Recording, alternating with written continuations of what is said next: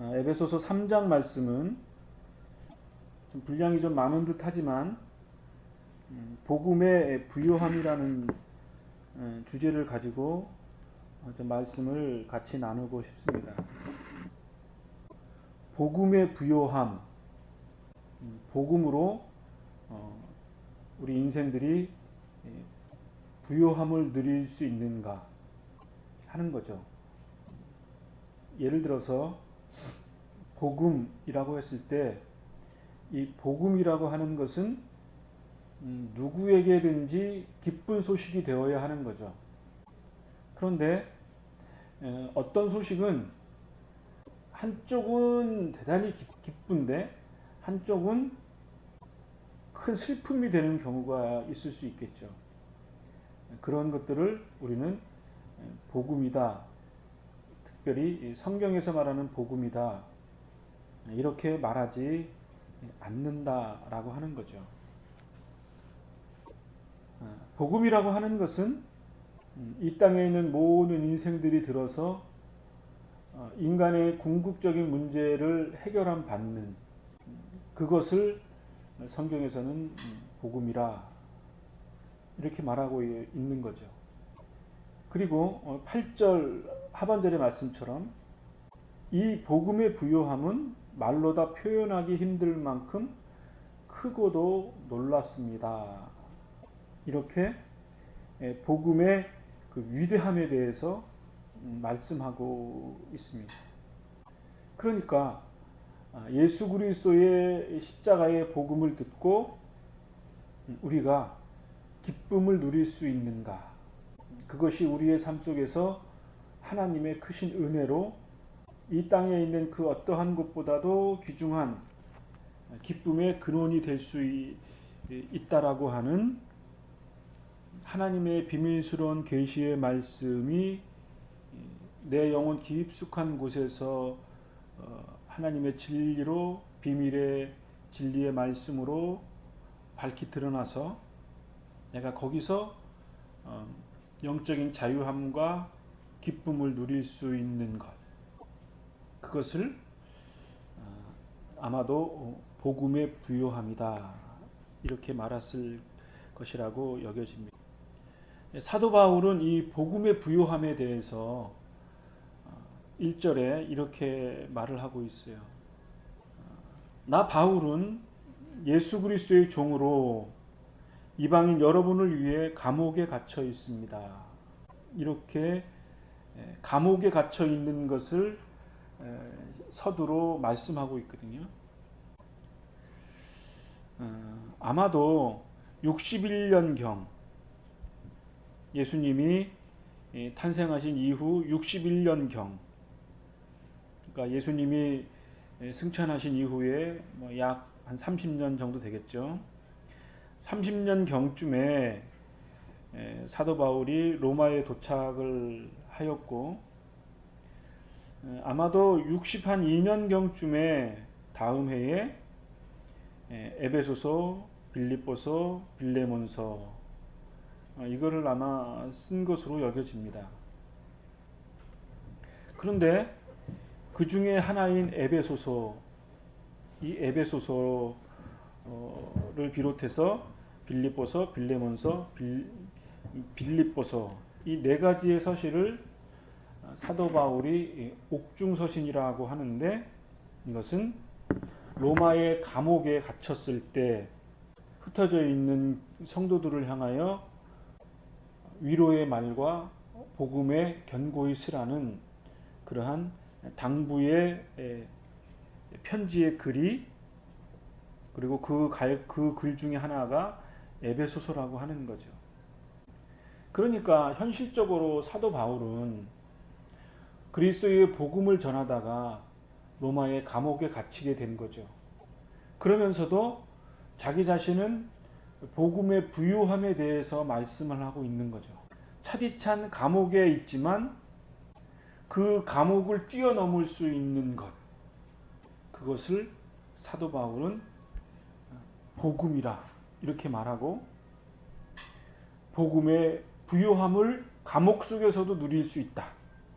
예수 그리스도의 복음은 나의 어려움을 초월하고 나의 모든 환경을 초월하는 하나님의 계시의 기쁨이 복음이다. 이렇게 말을 하고 있는 것입니다.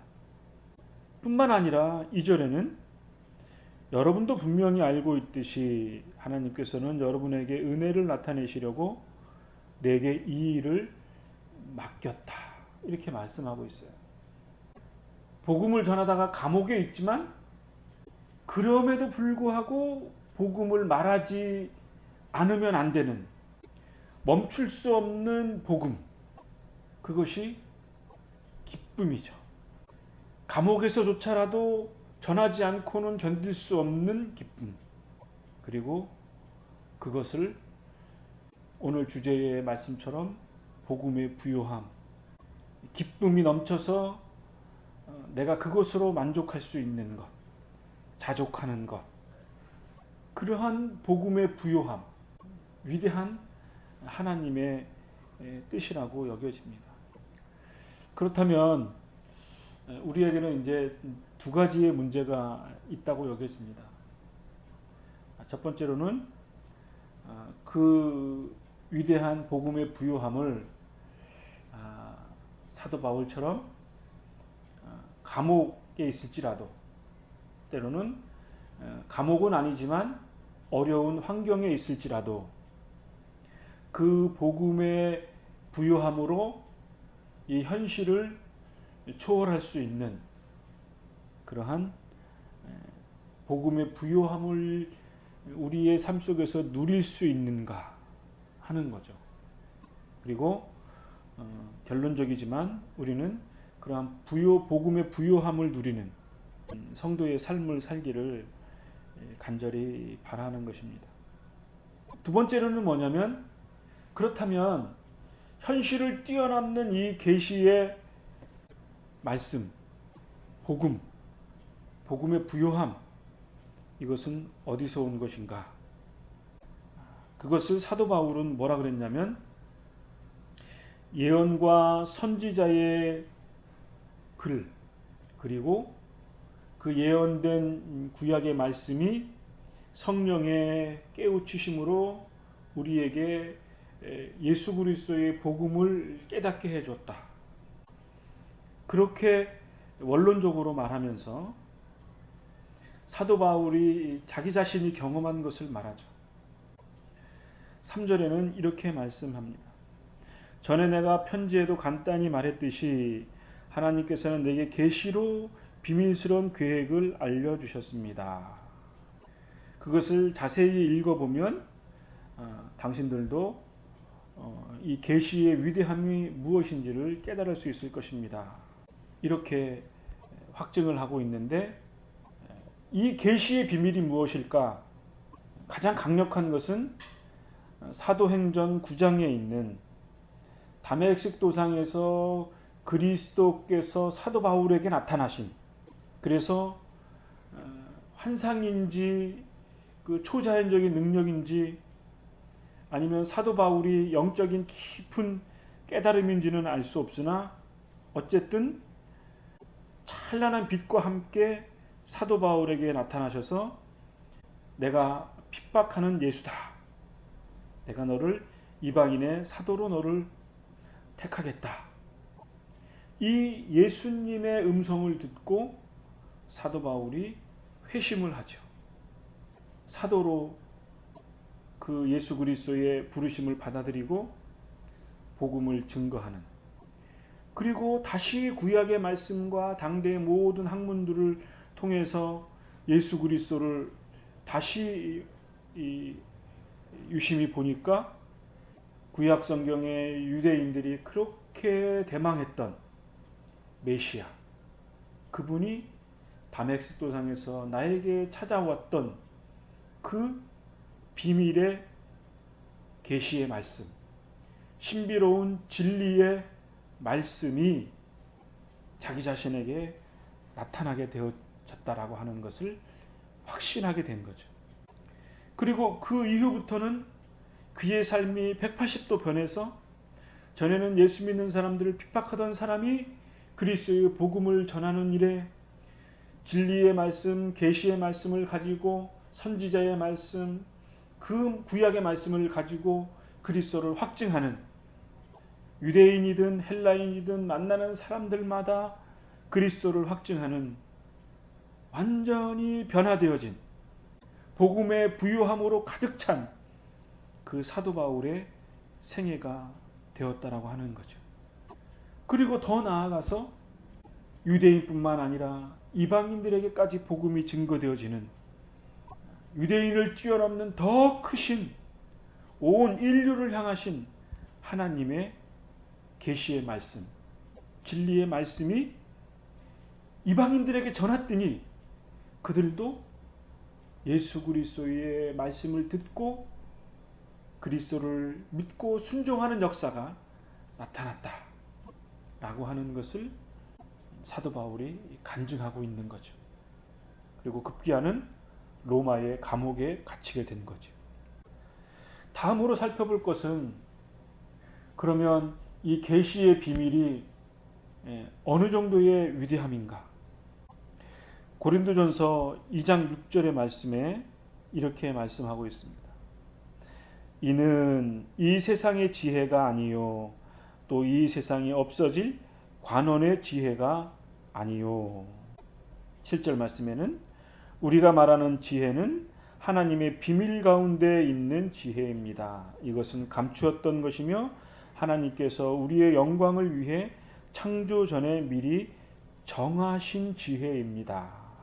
이렇게 말씀하면서 그리스도 계시의 진리의 말씀은 하나님께서 창세 전부터 하나님의 비밀스러운 경륜에 의해서 인류를 구원하실 하나님의 최종적인 구원의 계획이었다라고 하는 것이고, 그것이 구약 성경에는 감춰져 있지만 예수 그리스도께서 이 땅에 오셔서 십자가에서 죽으심으로 하나님의 진리의 말씀이 인류에게 확증되었고, 그리고 이제는 승천하신 그리스도께서의 그 복음의 말씀으로 유대인이든 이방인이든 하나님의 자녀가 되어지는 은혜의 역사가 있었다. 이것은 관원의 지혜가 아니다 이거죠. 하나님께서는 족장을 통해서, 사사를 통해서, 선지자를 통해서, 왕을 통해서, 사도 바울이 쓰는 이 시점에는 로마 황제가 전 세계를 거의 다스리는, 영향력을 미치는 그 세상의 통치 방법, 그것이 아닌 하나님의 지혜의 비밀로 복음이 확증이 되었다 라고 하는 거죠. 더 나아가서 살펴볼 것은 무엇이냐? 그러면 세상의 지혜, 관원의 지혜가 아니면 무엇일까? 그것은 성령을 통해서, 성령 하나님께서 하나님의 감동으로 우리의 인간의 내면 속에 있는 하나님의 형상, 인간에게 주어진 가장 고귀한 가치, 하나님의 숨겨진 씨앗, 그것을 하나님께서 성령을 통해서 깨닫게 해주셔서 그것으로 하나님의 생명의 싹이 태어나는 거죠. 그것을 에베소서 3장 10절에는 이렇게 말씀하고 있습니다. 오직 하나님의 성령으로 이것을 우리에게 보이셨으니 성령은 모든 것 곧 하나님의 깊은 것이라도 통달하시느니라. 13절 말씀에는 우리는 사람의 지혜에서 배운 말로 말하지 않고 오직 성령으로 가르침을 받은 말씀으로 말합니다. 성령님께 속한 것은 성령에 속한 것으로 설명해야 하기 때문입니다. 하나님의 계시의 비밀은 하나님의 방법으로 깨닫는다 이거죠. 성령께서 진리의 말씀을 깨닫고 성령께서 우리의 마음을 열어주시고 그리고 우리에게 감동을 주셔서 하나님의 진리의 말씀이 하나님의 뜻으로 밝히 드러나고 그것이 우리의 마음속에 확증이 되어진다. 이것을 진리의 성령께서 통달케 하신다 이거죠. 이렇게 성령님께서 역사하시는 방법으로 우리 성도들은 하나님의 진리를 깨닫고 복음의 부요함을 누린다는 거죠. 그리고 더 나아가서 사도 바울은 이 복음의 부요함을 자기의 인생의 가장 중심에 놓고 오직 복음을 전하는 것을 자기의 남겨진 생애의 최대의 사명으로 삼았다라고 하는 것이죠. 사도 바울은 보잘것없는 자기 자신이 전에는 유대인의 종교적 열심으로 예수 믿는 사람들을 핍박하는 일을 자기의 삶의 최우선순위로 두고 살았지만 예수 그리스도를 만난 이후에 복음을 확증하고 깨달은 이후에는 자기가 가지고 있는 지혜나 모든 지식이나 사회적인 지위, 종교적인 지위, 그러한 모든 것들을 다 내려놓고 오직 내가 주님 앞에 쓰임 받는다라고 하는 복음의 일꾼으로서의 삶을 가장 귀한 가치로 여기고 살았다라고 하는 거죠. 그럴 때 사도 바울은 서두에 말씀드린 것처럼 감옥에 갇히는 고난이 있었습니다. 매맞음이 있었고요. 배고픔이 있었고요. 배를 타고 항해를 하다가 배가 난파되기도 하고요. 굶주림이 있기도 했고요. 짐승들의 위험이 있었고요. 복음에 저항하는 이방인들의 핍박이 있었고요. 평생에 한 번 맞을까 말까 한 태장도 여러 번 맞았다고 했습니다. 그리스도의 복음이 아니었으면 사도 바울은 이러한 고난을 겪을 이유가 하나도 없는 세상적인 표준에 의하면 잘난 사람이었던 거죠. 그런데 그 세상의 잘남보다 그리스도를 인해서 그리스도의 복음과 함께 고난받는 것을 부끄러워하지 않고 존귀한 가치로 여겼다라고 하는 거죠. 그러니까 사도 바울은 고난이 영광으로 여긴 거죠. 그리고 1절 말씀처럼 여러분을 위해 감옥에 갇혀 있다라고 에베소 성도들을 향해서도 자기의 감옥에 갇힌 그 처지를 부끄러워하지 않는 거죠. 이것이 복음의 부요함인 거죠.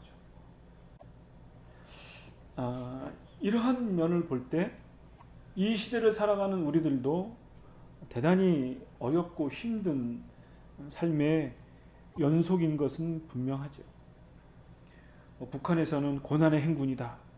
그런 표현이 옛날에 있었고 지금도 있는 것 같은데 삶의 고난은 계속적으로 있을 수밖에 없는 거죠. 이것이 사도 바울의 현실이었는데 에베소서 3장에 보면 놀라운 내용이 있습니다. 바울의 기도였어요. 그러니까 바울이 기도한 것은 현실적으로 기도의 내용이 이루어지지 않았다라는 의미일 수도 있고, 교회가 초기 교회였으니까 모든 것이 갖춰지지 않았으니까 사도 바울이 하나님을 향해서 이러한 그 이상을, 꿈을, 비전을 그렇게 꿈꾼 것이라고 할 수 있는데, 어쨌든 사도 바울의 기도의 내용이 몇 가지 나오는데, 첫 번째로는 뭐냐면 참 생명으로 속사람을 든든하게 서기를 기도했어요. 예수를 믿는 사람들은 하늘과 땅을 통일하신 으뜸이 되신 그리스도를 믿는 사람들이기 때문에 우리가 어떠한 환경 속에 있더라도 성령님께서 내 영혼을 새롭게 하시는 은혜가 있다. 예수 그리스도께서 주신 생명, 그 영원한 생명이 우리의 삶 속에서 든든하게 자라나는 하나님의 역사하심이 있다. 우리들도 지금 여러 가지 위험이 도사리고 있지만 이 어려움이 끊을 수 없는 예수 그리스도의 생명의 씨앗이 우리 속에 있어서 우리의 속사람을 날마다 새롭게 할 것이다. 이렇게 속사람을 든든하게 하여 주시기를 사도 바울은 기도했어요. 두 번째로는 뭐냐면 큰 사랑을 깨닫기를 기도했어요. 17절 말씀에 보면 여러분의 삶이 사랑 안에서 강하여지고 또 깊게 뿌리를 내리고 모든 성도들이 그리스도의 크신 사랑을 깨닫게 되어지기를 기도했다라. 그분의 사랑이 얼마나 큰지, 얼마나 한이 없고 넓으시며 얼마나 깊고 높은지를 우리의 삶 속에서 깨닫기를 사도 바울은 기도했어요. 정말로 복음의 부유함이죠. 현실의 어려움 속에서도 하나님의 크고 높고 위대하신 하나님의 큰 사랑으로 우리의 환경을 변화시키고 내 속사람을 새롭게 하기를 사도 바울이 기도했다라고 하는 거죠. 물론 이것과 좀 유사한 내용이지만 19절의 말씀에는 그 사랑을 체험하여 하나님의 충만하심이 우리의 마음 속에 채워지기를 기도했어요. 사랑을 깨닫고 사랑으로 충만한 삶을 살기를 기도했죠. 우리에게는 사실 사랑이 많진 않죠. 충만하게 넘쳐나지도 않지요. 물론 사도 바울도 충만하게 넘쳐나지 않으니까 이걸 기도했겠죠. 그런데 어쨌든 이러한 간절함, 이러한 기도의 자세가 있어야 한다. 마지막으로 살펴볼 것은 무엇이냐면 이렇게 위대한 계시의 말씀과 복음의 부유함 그리고 하나님의 크신 사랑으로 충만하게 채워지는 이것이 뭐냐? 이것은 하나님의 일하시는 방법이다 이거죠. 이사야서가 고백한 것처럼 하나님의 열심으로 하나님의 역사를 이룬다. 하나님의 일하심으로 내 영혼이 굳건히 쓰고 우리의 가정이 굳건히 쓰고 이 땅의 수많은 교회들이 굳건히 쓴다. 인간들이 잘해서 그런 것이 아니고 하나님이 살아계시고 하나님이 역사하시는 방법이다. 하나님이 이 땅에서 하나님의 영적인 자녀들에게 역사하시는 방법이다. 오해를 살 수도 있죠. 하나님은 능력이 없으신 거야. 그러니까 우리가 이렇게 어려움을 당하지. 하나님이 능력이 있으셨으면 내가 왜 감옥에 갇혀?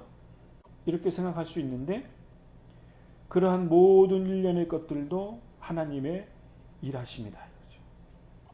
결국은 사도 바울의 감옥에 갇힘으로 복음의 말씀이 더욱더 명확하게 드러나고 어려운 이 삶의 현장에서 어떠한 신앙적인 자세를 가져야 되는지 믿음이 무엇인지에 대해서 초대교회의 성도들은 사도 바울의 감옥에 갇힌 그 사건을 통해서 자기의 믿음을 확증하는 거예요. 이것이 하나님의 일하심이다 이거죠. 마치 하나님이 능력이 있으셔서 사도 바울을 로마의 황제처럼 그런 능력과 권세를 주면 과연 복음이 확증됐을까? 믿음이 초대교회의 성도들이 견고했을까? 우리는 역사의 사실을 통해서 알죠. 로마가 기독교가 국교가 될 때 기독교는 신앙의 순수성을 상실했다고 말하지 않습니까? 하나님의 일하시는 방법이 세상적인 상식과 다른 방식인 거죠. 20절에는 이렇게 말씀하고 있습니다. 우리 가운데 일하시는 하나님께서는 우리가 구하고 생각하는 것보다 훨씬 더 많은 것을 채워주신다. 이것을 믿어야 할 줄로 압니다. 그리고 21절의 말씀에는 교회와 그리스도를 통해 구원을 이루어 가시는 하나님께 영원히 영광을 올려드립니다. 아멘. 이렇게 말씀하고 있습니다. 하나님의 일하시는 방법이 뭐죠? 한 개인의 영혼의 변화와 거듭남, 그리고 교회와 예수 그리스도께서 역사하시는 그 방법으로 하나님의 영광을 드러내신다. 로마서 11장 33절의 말씀에는 하나님의 지혜와 지식의 부요함은 참으로 깊습니다.